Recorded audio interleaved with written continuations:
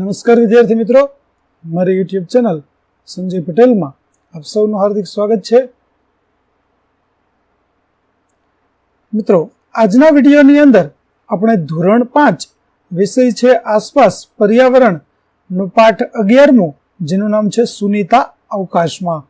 આ પાઠના ભાગ 1 ની અંદર આજે આપણે પ્રશ્ન સમજૂતી, પાઠ સમજૂતી અને તેમાં આવતા પ્રશ્નોના જવાબો વિશે શીખવાના છીએ.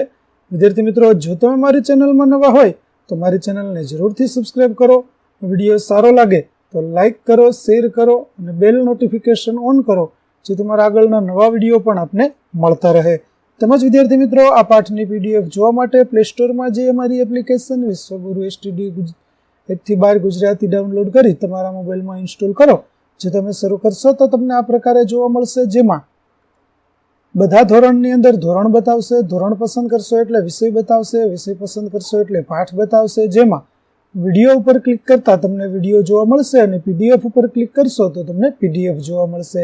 તો આશા રાખું છું અમારી એપ્લિકેશન આપ સૌને ગમશે. જરૂરથી ડાઉનલોડ કરજો, જે એકદમ ફ્રી છે. કોઈ પણ પ્રકારના ચાર્જ વગર તમે પીડીએફ પણ જોઈ શકશો.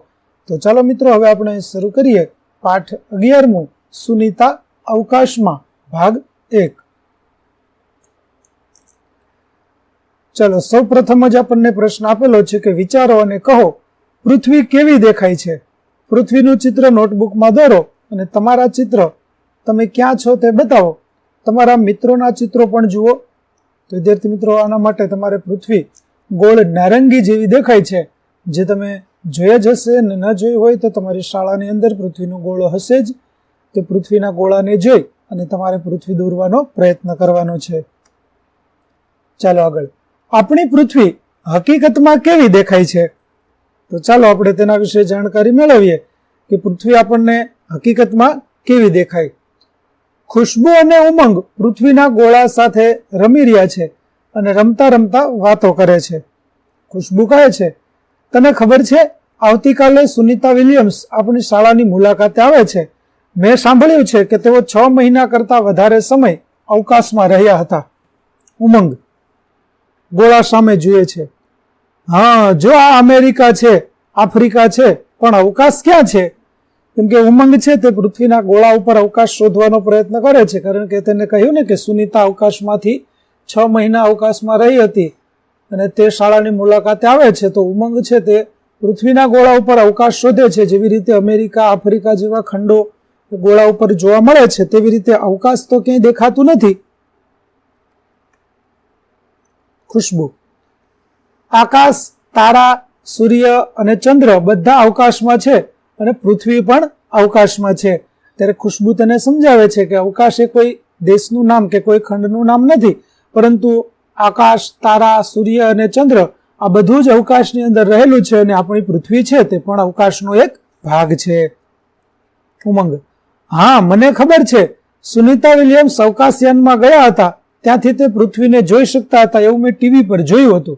તો અવકાશયાન, જેને અંગ્રેજીમાં સ્પેસશિપ કહેવામાં આવે, સુનીતા વિલિયમ્સ છે તે અવકાશયાનમાં બેસી અને અવકાશમાં ગયા હતા અને ત્યાંથી તેની પૃથ્વી જોઈ હતી. ખુશ્બુ, ત્યાંથી પૃથ્વી આ ગોળા જેવી જ દેખાતી હશે. ઉમંગ, જો આપણી પૃથ્વી આ ગોળા જેવી દેખાય છે તો પછી આપણે ક્યાં છીએ? ખુશ્બુ પેન લે છે અને તે ગોળા ઉપર મૂકે છે. તો વિદ્યાર્થી મિત્રો, ઉમંગને પ્રશ્ન થાય છે કે જો પૃથ્વી છે તે ગોળા જેવી દેખાતી હોય તો આ ગોળામાં આપણે કઈ જગ્યાએ રહીએ છીએ? ત્યારે ખુશ્બુ એક પેન લઈ અને તે ગોળા ઉપર પેન રાખે છે. ખુશ્બુ કહે છે કે આપણે અહીં છીએ, આ ભારત છે. એટલે કે આપણે જે દેશની અંદર રહીએ છીએ તે દેશ ઉમંગને પૃથ્વીના ગોળા પર બતાવે છે અને કહે છે કે આપણે બધા ભારતમાં રહીએ છીએ. ઉમંગ, જો આપણે આ રીતે રહીએ છીએ તો આપણે બધા નીચે પડી જઈએ. મને લાગે છે કે આપણે ગોળાની અંદર જ હોઈશું. ત્યારે ઉમંગને તો એવું લાગે છે કે ભાઈ પૃથ્વીનો ગોળો છે એ તો ગોળ છે અને ગોળ ઉપર જો આપણે રહેતા હોઈએ તો આપણે નીચે પડી જઈએ, પણ આપણે નીચે તો પડતા નથી. એટલે મને લાગે છે કે આપણે પૃથ્વીના બહાર નહીં પણ પૃથ્વીના ગોળાની અંદર રહેતા હોવા જોઈએ.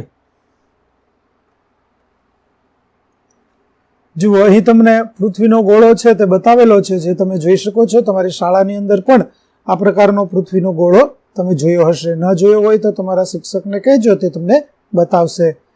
ખુશ્બુ, જો આપણે અંદર હોઈએ તો પછી આકાશ, સૂર્ય, ચંદ્ર અને તારાઓ કઈ રીતે દેખાય? આપણે ગોળા ઉપર જ છીએ અને બધા દરિયા પણ ગોળા ઉપર જ છે. એટલે કે જો પૃથ્વીના ગોળાની અંદર આપણે હોઈશું તો અંદર હોઈએ તો ઉપરથી ઢંકાઈ જાય અને આપણને સૂર્ય, આકાશ, ચંદ્ર આ કશું જ જોવા મળે નહીં. એટલે આપણે પૃથ્વીના ગોળાની ઉપર છીએ, જ્યાંથી આપણને દરિયો કે બધું જ આપણને જોવા મળે છે. ઉમંગ: ગોળાના નીચેનો ભાગ બતાવીને તારો કહેવાનો મતલબ છે કે અહીં કોઈ નથી રહેતું? એટલે કે પૃથ્વીનો જે નીચેનો ભાગ છે તે નીચેના ભાગમાં કોઈ નથી રહેતું. ત્યારે ખુશ્બુ કહે છે કે અહીં પણ લોકો રહે છે. અહીં બ્રાઝિલ અને આર્જેન્ટિના છે.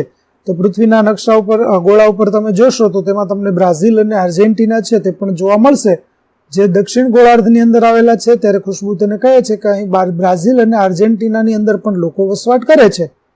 ઉમંગ: ત્યાં લોકો ઊંધા ઉભા રહે છે તો તે લોકો પડી જતા નહીં હોય? કેમ કે આપણા કરતા વિરુદ્ધ દિશામાં તે લોકો રહે છે, તો તેથી તે લોકોને તો ઊંધા ઉભું રહેવું પડતું હશે, અને જો ઊંધા ઉભા રહે તો તે પડી જાય. ખુશ્બુ: હા, તે નવાઈની વાત છે ખરું ને? અને આ ભૂરો ભાગ દરિયો જ હોવો જોઈએ. દરિયાનું પાણી નીચે કેમ ઢોળાઈ જતું નથી? તો પૃથ્વી ઉપર તો 71% ભાગમાં પાણી આવેલું છે વિદ્યાર્થી મિત્રો, પરંતુ આ પાણી છે તે ક્યારેય ઢોળાઈ જતું નથી, એટલે કે ક્યાંય જતું નથી. તેનું શું કારણ? તો ચાલો વિચારો અને કહો કે જો પૃથ્વી આ ગોળા જેવી હોય તો આપણે નીચે કેમ પડી જતા નથી? તો પૃથ્વીના ગુરુત્વાકર્ષણ બળને લીધે આપણે પૃથ્વીની સપાટી તરફ ખેંચાયેલા રહીએ છીએ, અને તેથી પૃથ્વી ગોળ જેવી હોવા છતાં આપણે નીચે પડી જતા નથી. ત્યાર પછી શું આર્જેન્ટિનામાં લોકો ઊંધા ઉભા રહેતા હશે? તો પૃથ્વી ગોળ હોવા છતાં આપણે રહીએ છીએ તે ઘણો મોટો વિસ્તાર છે, તે સપાટ વિસ્તાર છે અને પૃથ્વીનું કદ ઘણું મોટું છે. તેથી પૃથ્વી પર કોઈ ઉપર કે નીચે હોતું નથી. આમ આર્જેન્ટિનાના લોકો પણ સીધા જ ઉભા રહે છે. એટલે કે જેવી રીતે આપણે ભારતમાં સીધા ઉભા રહીએ છીએ તેવી જ રીતે આર્જેન્ટિનામાં પણ લોકો સીધા જ ઉભા રહેતા હશે. સુનીતા સાથે વાતચીત: જ્યારે સુનીતા વિલિયમ્સ ભારત આવ્યા ત્યારે ખુશ્બુ અને ઉમંગ જેવા હજારો બાળકોને તેમને મળવાનો મોકો મળ્યો. તેઓએ બાળકો સાથે વાતો પણ કરી હતી. વિદ્યાર્થી મિત્રો, તમને જાણીને નવાઈ લાગશે કે સુનીતા વિલિયમ્સ છે તે મૂળ ભારતીય છે અને અમેરિકામાં તેઓ રહેવા જતા રહ્યા છે તેના પરિવાર સાથે. એટલે ભારતીય હોવાનો આપણને ગૌરવ પણ છે, અને એટલા માટે જ સુનીતા વિલિયમ્સ છે તે ભારતની મુલાકાતે આવે અને ત્યારે બાળકોને ખાસ મળે છે અને બાળકો સાથે ઘણી બધી વાતો પણ કરે છે. સુનીતાએ કહ્યું, મારી મિત્ર કલ્પના ચાવલાને પણ બાળકોને મળવા ભારત આવવું હતું. ભારતમાં કલ્પનાનું સ્વપ્ન પૂરું કરવા આવી છું. સુનીતા વિલિયમ્સની જેમ જ કલ્પના ચાવલા પણ ભારતના જ હતા. તેઓ પણ અવકાશયાત્રી છે અને કલ્પના ચાવલાને પણ ભારતમાં આવી અને બાળકોને મળવું હતું. તેવી રીતે સુનીતા વિલિયમ્સ કહે છે કે હું કલ્પના ચાવલાનું સ્વપ્ન પૂરું કરવા માટે ભારતમાં આવી છું. ચાલો હવે જુઓ, અવકાશની અંદર રહેવાનો સુનીતાને કેવો અનુભવ થાય છે. કેમ કે જેવી રીતે આપણે પૃથ્વી પર વિદ્યાર્થી મિત્રો રહીએ છીએ તેવી રીતે અવકાશની અંદર આપણે સરળતાથી રહી શકતા નથી. એટલે કે અવકાશમાં રહેવા માટે ઘણી બધી મુશ્કેલીઓનો સામનો કરવો પડે છે. ચાલો જોઈએ સુનીતાને કેવી કેવી મુશ્કેલી પડી હતી. અમે એક જ જગ્યાએ બેસી શકતા ન હતા. અમે સતત તરતા રહેતા અને અવકાશયાનમાં એક છેડેથી બીજે છેડે પહોંચી શકતા. કેમ કે વિદ્યાર્થી મિત્રો, અવકાશયાનની અંદર જ્યારે જઈએ છીએ ત્યારે ત્યાં અવકાશમાં ગુરુત્વાકર્ષણ બળ લાગતું નથી, જેથી આપણે પોતાની જાતને હવામાં ઉડતા હોઈએ આ પ્રકારે અનુભવીએ છીએ. અને અવકાશયાનમાં એક છેડેથી બીજા છેડે તરતા રહેતા હોય તેવો અનુભવ થાય છે. આ તરફથી બીજી તરફ, બીજી તરફથી આ તરફ, આવી રીતે એક જગ્યાએથી બીજી જગ્યાએ ચાલવાની જરૂર પડતી નથી. આપણે તરીને બધી જગ્યાએ જઈ શકીએ. જેમ પાણીમાં આપણે તરતા હોઈએ તેમ અહીં અવકાશમાં આપણે તરી શકીએ. ત્યાં પાણી પણ એક જગ્યાએ રહેતું નથી, તે ટીપા સ્વરૂપે તરે છે. અમારા હાથ અને મોઢું ધોવા અમારે એ ટીપા પકડવાના અને પેપર તેનાથી ભીનું કરવાનું. તો અવકાશની અંદર આ પ્રકારની મુશ્કેલી પડે છે કે પાણી છે તે પણ ભેગું રહેતું નથી, તે પણ ટીપા સ્વરૂપે અલગ અલગ ટીપાઓ થઈ જાય છે. અને અમારે જ્યારે પાણીનું કોઈ પણ કામ હોય ત્યારે મોઢું ધોવું હોય કે હાથ ધોવા હોય તો આ બધા ટીપાઓને અમે એક પેપર વડે ભેગા કરીએ, પેપર ભીનું કરીએ અને તેનાથી અમે અમારું હાથ અને મોં છે તે ધોઈએ છીએ. તો અવકાશની અંદર આપણને ઘણી બધી મુશ્કેલીઓ પડી શકે છે. ત્યાર પછી અમે ત્યાં ખૂબ જ અલગ રીતે ખાઈએ. અસલી મજા તો ત્યારે આવે જ્યારે અમે ડાઇનિંગ ટેબલની આસપાસ ખોરાકના પેકેટ પકડવા ફરતા હોઈએ. એટલે કે વિદ્યાર્થી મિત્રો ડાઇનિંગ ટેબલની આસપાસ જમવા બેસે ત્યારે જમતી વખતે તેની વસ્તુઓ છે તે પણ હવામાં તરતી હોય તેવું લાગે અને ખાવાની વસ્તુઓ પણ એકબીજાને પકડવા માટે આપણે પાછળ દોડવું પડે, એ રીતે પાછળ ઉડવું પડે છે. અવકાશમાં કાંસકાનો ઉપયોગ કરવાની જરૂર ના પડે. મારા વાળ કાયમ માટે ઊભા જ રહે. અવકાશયાનની અંદર અવકાશમાં જ્યારે સુનિતા વિલિયમ્સ જાય છે ત્યારે તેને વાળ ઓળાવવાની પણ જરૂર પડતી નથી, કારણ કે તેના વાળ છે તે એકદમ સીધા જ રહે છે, તેને ઓળવાની જરૂરિયાત રહેતી નથી, કેમ કે ગુરુત્વાકર્ષણ બળ ન હોવાને કારણે અવકાશમાં સુનિતાના વાળ છે તે સતત તરતા રહે છે, ઉડતા રહે છે, એટલે તેને ઓળાવવાની જરૂર પડતી નથી. અવકાશયાનમાં ચાલી શકીએ નહીં એટલે મારે હવામાં તરતા જ રહેવું પડે. અમારે સામાન્ય વસ્તુઓ અલગ રીતે કરવી પડે. કોઈ જગ્યાએ સ્થિર રહેવા અમારે અમારા શરીરને ત્યાં બાંધવું પડે. કાગળો પણ અવકાશયાનની દિવાલો પર ચોંટી જતા હતા. અવકાશમાં રહેવાની ખૂબ જ મજા આવે, પરંતુ તે મુશ્કેલ પણ છે. એટલે કે રહેવાની ખૂબ મજા આવે છે વિદ્યાર્થી મિત્રો, પણ જો આપણે કોઈ એક જગ્યાએ ઊભું રહેવું હોય તો ત્યાં આપણે પોતાની જાતને સીટ બેલ્ટ કે કોઈ એવી અન્ય વસ્તુઓ વડે બાંધવી પડે, જેથી કરી આપણે તે જગ્યાએ સ્થિર રહી શકીએ. જો આપણે આપણી જાતને બાંધશું નહીં તો આપણે હવામાં ઉડતા જ રહીશું. એટલે કે અવકાશયાનની અંદર રહેવાની તો ખૂબ જ મજા આવે છે, પરંતુ તે ઘણું મુશ્કેલી ભર્યું પણ છે. ચાલો હવે ફોટોગ્રાફ જુઓ અને તે વિશે આપણે પ્રશ્નોના જવાબો લખવાના છે. કે શું તમે વિચારી શકો કે સુનિતાના વાળ કેમ ઊભા રહે છે? તો આપણે ચિત્રમાં જોયું કે સુનિતા વિલિયમ્સના વાળ છે તે સતત ઊભા રહે છે અને તે કહે છે કે મારે કાંસકાની જરૂર જ નથી પડતી. તો તેની પાછળનું કારણ કે અવકાશમાં પૃથ્વીની જેમ ગુરુત્વાકર્ષણ બળ લાગતું નથી. ગુરુત્વાકર્ષણ બળની ગેરહાજરીને લીધે માથાના વાળ હવામાં તરતા હોવાથી ઊભા રહે છે. ત્યાર પછી બીજો પ્રશ્ન છે, સુનિતાના ફોટોગ્રાફ્સને જુઓ અને તેના પર લખેલી તારીખો જુઓ. બધું શું અને ક્યાં બન્યું તે લખો. તો વિદ્યાર્થી મિત્રો ફોટોગ્રાફ્સ છે તે આપણને આગળના પેજ પર આપેલો છે, તેના ઉપરથી આપણે વિગતો લખવાની છે. જેમાં પહેલી વિગત છે 9/12/2006 કે જ્યારે સુનિતાએ અવકાશમાં ઉડાન ભરી. ત્યાર પછી 11/12/2006 અવકાશયાન અવકાશમાં પહોંચતા ગુરુત્વાકર્ષણ બળ લાગતું નથી, તેને કારણે અવકાશ યાત્રીઓમાં પગ જમીન પર રહેતા ન હતા અને તેઓ યાનમાં જ તરવા લાગ્યા. ત્યાર પછી 11/12/2006 અવકાશ યાત્રીઓએ અવકાશમાં તરતા તરતા જ ભોજન કર્યું. ત્યાર પછી 13/12/2006 સુનિતાના વાળ ઊભા થઈ ગયા છે, છતાં પણ કામમાં મુશ્કેલી પડતી નથી. ત્યાર પછી 16/12/2006 સુનિતા અવકાશની બહાર હકીકતમાં ખુલ્લા અવકાશમાં છે.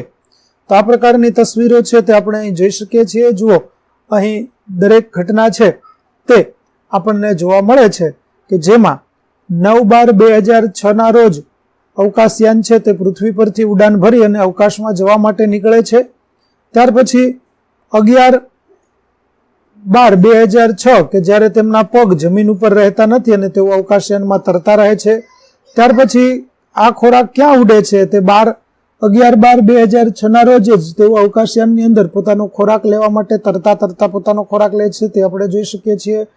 ત્યાર પછી જુઓ 13/12/2006 કે જેમાં સુનિતા વિલિયમ્સ છે તેને પોતાના દરેક કામ કરવા માટે મુશ્કેલીનો સામનો કરવો પડે છે.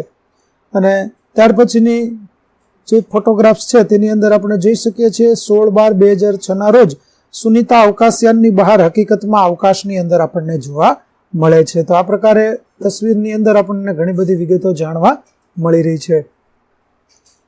ચાલો હવે વર્ગખંડ બન્યો અવકાશ. તમારી આંખો બંધ કરો. તમારો વર્ગ અવકાશયાન છે એવી કલ્પના કરો. ઝૂમ કરતા 10 મિનિટમાં તમે અવકાશમાં પ્રવેશ કરશો અને તમારું અવકાશયાન હવે પૃથ્વીની આજુબાજુ ફરે છે. હવે કહો. તો વિદ્યાર્થી મિત્રો અહીં આપણે કલ્પના કરવાની છે કે આપણે જાણે કે અવકાશની અંદર પહોંચી ગયા હોઈએ અને ત્યાં આપણને કેવો અનુભવ થાય, શું શું કરીએ છીએ તેના વિશે આપણે અનુભવ કરી અને લખવાનું છે. તો ચાલો આપણે જોઈએ કે અવકાશયાનની અંદર આપણે જઈએ તો આપણે શું કરતા હોઈશું. કે તમે એક જ જગ્યાએ બેસવા સક્ષમ છો? તો ના, હું એક જગ્યાએ બેસવા સક્ષમ નથી. ત્યાર પછી તમારા વાળ વિશે શું કહેશો? તો મારા વાળ સીધા થઈ ગયા હોય તેવું લાગે છે. અરે જુઓ, તમારી બેગ અને પુસ્તકો ક્યાં છે? તો મારી બેગ અને પુસ્તકો આમ તેમ ઉડી રહ્યા છે. ત્યાર પછી તમે તમારા શિક્ષક શું કરે છે, તેમનો ચોક ક્યાં છે? તો મારા શિક્ષક પણ ઉડી રહ્યા છે અને તેમનો ચોક પણ ઉડી રહ્યો છે. હવે તમારું ખાવાનું કેવી રીતે જમ્યા? તમે પાણી કેવી રીતે પીધું? તમે દડો ઉપર ફેંક્યો તો તેનું શું થયું? તો ખાવા માટે અને પાણી પીવા માટે ઘણી મહેનત કરવી પડી. ઉપર ફેંકેલો દડો અવકાશમાં તરવા લાગ્યો. અભિનય કરો અથવા તે દ્રશ્યનું ચિત્ર દોરો. તો વિદ્યાર્થી મિત્રો, આ ચિત્ર છે તે તમારે જાતે બનાવવાનું છે. ચાલો, શું તે આશ્ચર્યજનક નથી? તો ચાલો જોઈએ. પૃથ્વી પર આપણે જ્યારે કોઈ વસ્તુ પદાર્થ ઉપર ફેંકીએ છીએ તે નીચે આવે છે. આપણે દડો હવામાં ઉપર ફેંકીએ છીએ તે નીચે પડે છે. આપણે તેને પકડવા સક્ષમ છીએ. અવકાશની જેમ પૃથ્વી પર આપણે આસપાસ હવામાં ઉડતા તરતા હોતા નથી. જ્યારે આપણે પાણીનો પ્યાલો કે ડોલ ભરીએ છીએ તે ત્યાં જ રહે છે. જેમ સુનિતા વિલિયમ્સે કહ્યું તેમ પાણી ટીપાના રૂપમાં ફરતું નથી. પૃથ્વીમાં કશું ખાસ છે જેના કારણે તે શક્ય છે. પૃથ્વી બધું તેના તરફ ખેંચે છે. તો વિદ્યાર્થી મિત્રો, આજે આશ્ચર્યની વાત એ છે કે જેમ પૃથ્વીની ઉપર સુનિતાએ જેમ અવકાશમાં દરેક કામ કરવા માટે તેને મુશ્કેલી પડતી હતી તે આપણને જણાવ્યું કે ભાઈ અમારે ખોરાક છે તે તરતો રહેતો હોય, કાગળો તરતા રહેતા હોય, અમે પણ તરતા રહેતા હોઈએ, પાણી છે તે પણ ટીપા સ્વરૂપે તરતું રહેતું હોય. જ્યારે પૃથ્વી ઉપર તો આપણને આવો કશો અનુભવ થતો નથી. તો તેની પાછળનું કારણ શું? તો કે પૃથ્વી છે તે દરેક વસ્તુને પોતાની તરફ ખેંચે છે. આ જ તેનું મુખ્ય કારણ છે કે જેને આપણે ગુરુત્વાકર્ષણ બળ કહીએ છીએ. કે ગુરુત્વાકર્ષણ બળને કારણે પૃથ્વી દરેક વસ્તુને પોતાની તરફ ખેંચતી રહે છે અને તેના કારણે જ આપણે આપણા કામો છે તે સરળતાથી કરી શકીએ છીએ. સુનિતા વિલિયમ્સ પૃથ્વીથી 360 કિમી ઉપર અવકાશયાનમાં ગઈ હતી. વિચારો તે કેટલું દૂર છે. તમે જ્યાં રહો છો ત્યાંથી 360 કિમી દૂર કયું શહેર કે નગર છે તે શોધી કાઢો. સુનિતા વિલિયમ્સ પૃથ્વીથી આટલી બધી દૂર અવકાશમાં ગઈ હતી. વિદ્યાર્થી મિત્રો, અવકાશમાં જવા માટે સુનિતા વિલિયમ્સે પૃથ્વીથી 360 કિલોમીટરનું અંતર છે તે કાપ્યું હતું અને ત્યાં અવકાશયાનમાં તે ગઈ હતી. એટલે કે પૃથ્વીથી અવકાશ છે તે ઘણું બધું દૂર આવેલું છે. હવે આની કલ્પના કરવા માટે તમારે તમારા શહેરથી 360 કિમીના અંતરે જે શહેર આવેલું હોય તેટલે દૂર સુધી સુનિતા અવકાશમાં ગઈ હતી. ચાલો, હવે તમે કહી શકો કે સુનિતાના વાળ કેમ ઊભા રહ્યા હતા? તો અવકાશમાં ગુરુત્વાકર્ષણ બળ શૂન્ય હોવાથી સુનિતાના વાળ તરતા રહેવાથી ઊભા રહ્યા હતા. ચાલો વિચારો કે કોઈ પણ ઢાળ પરથી પાણી કેમ નીચે આવે છે? પર્વતો પરથી પણ નીચે આવે છે, ઉપર જતું નથી. તો ઢાળ પરથી પાણી પૃથ્વીના ગુરુત્વાકર્ષણ બળના કારણે નીચે આવે છે.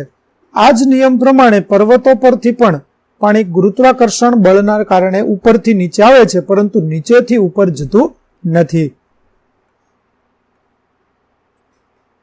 ચાલો, ચમત્કાર. એક નાનો કાગળનો સિક્કો ખેંચે છે.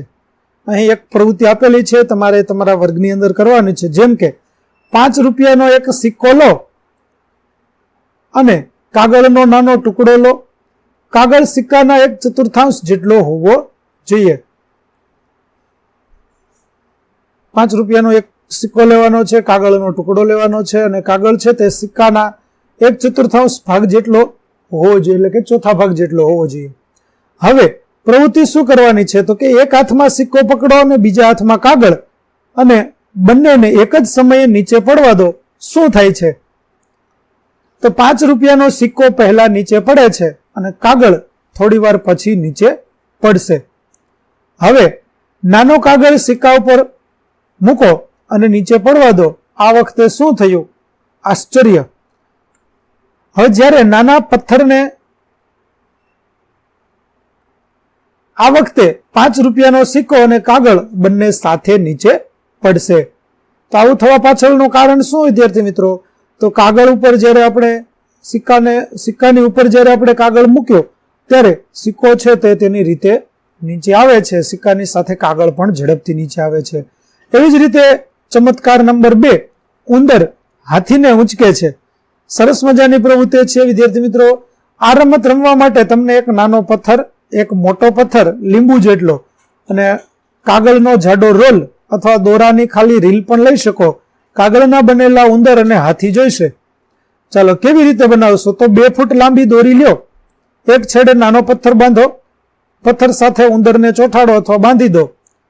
દોરીને કાગળના બનેલા રોલમાંથી પસાર કરો. બીજા છેડે મોટો પથ્થર બાંધો અને હાથી ચોંટાડો. કાગળનો રોલ તમારા હાથમાં પકડો અને નાનો પથ્થર ફેરવવા તમારો હાથ ફેરવો. કોણ કોને ખેંચે? તમને આશ્ચર્ય થશે, ઉંદર હાથીને ઉંચકે છે. આ ચમત્કાર કેવી રીતે થયો? તો જ્યારે નાના પથ્થરને ફેરવીએ છીએ ત્યારે તેનામાં બળ ઉત્પન્ન થાય છે, જેનાથી તે મોટા પથ્થરને ઉંચકે છે. આ રીતે નાનો પથ્થર છે તે મોટા પથ્થરને પણ ઉંચકી શકે છે. આ પ્રકારની રમત છે તે આપણે જોઈ શકીએ છીએ. તો વિદ્યાર્થી મિત્રો, અહીં આપણો પાઠ 11 સુનીતા અવકાશમાં નો ભાગ 1 છે તે પૂરો કરીએ છીએ.